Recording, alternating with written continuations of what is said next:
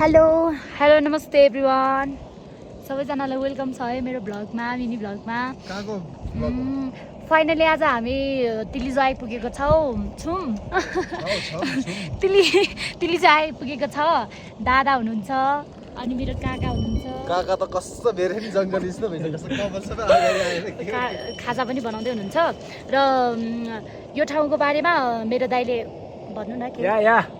reporting live from तिलिजो लेक अनि यो 5000 metre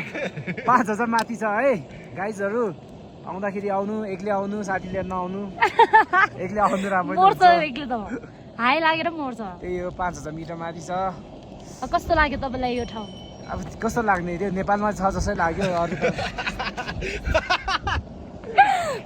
finally मलाई चाहिँ एकदमै दामी लाग्यो हैन एकदमै दामी हामी हिँडेर त लास्टै गाह्रो हुन्छ अब हाई लाग्छ तपाईहरुले गाडी रकेट लिएर आउनु गाइस अनि यस्तो छ भ्यू चाहिँ है भ्यू यस्तो छ या हिमाल पहाड छैन हिमाल छ लेक छ यस्तो छ आउनुस् चिल गर्नुस् मेन्टली फ्री हुन्छ तपाईहरु इन्जोय गर्न आउनुस् साथीभाइसँग भन्नाले पनि जस्ट फ्यामिलीसँग आउनु होला फ्यामिलीसँग आउनु फ्यामिली भयो गर्लफ्रेन्डसँग आउनु मिठो मजा आमा प्राइभेसीको त नै सक्दैन तपाईहरुले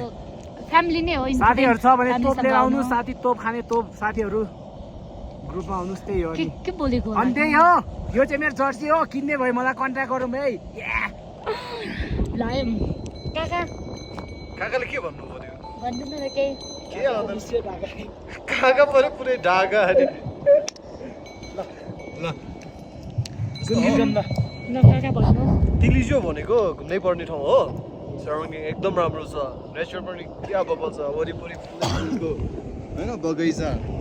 बकेट लिस्टमा हुनुपर्छ यो हैन यो भनेको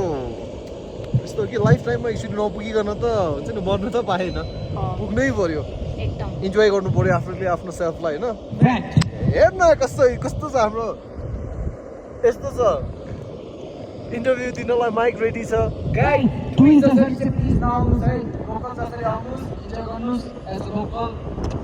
हामी मात्रै होइन कि कसम घोडाले नि दाना खाइरहेछौँ मान्छेले यहाँ खाइरहेछु के चाहियो कि लाइफमा यो भन्दा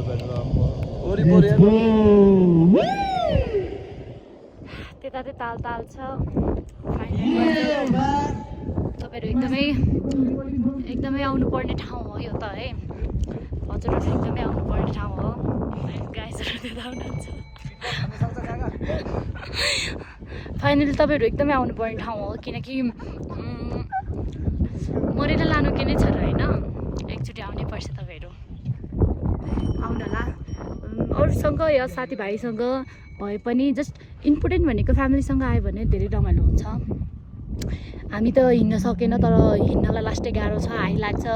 हिँड्नुपर्छ कति घन्टा हिँड्नुपर्छ मनाङबाट यहाँ अब हामी त फाइनली घोडामा आएको हो तपाईहरुले पनि आउनु होला रमाइलो गर्नु होला र मेरो भ्लगलाई माया पनि गर्नु होला है ल okay thank you guys by अर्को भ्लगमा भेटौँला बाई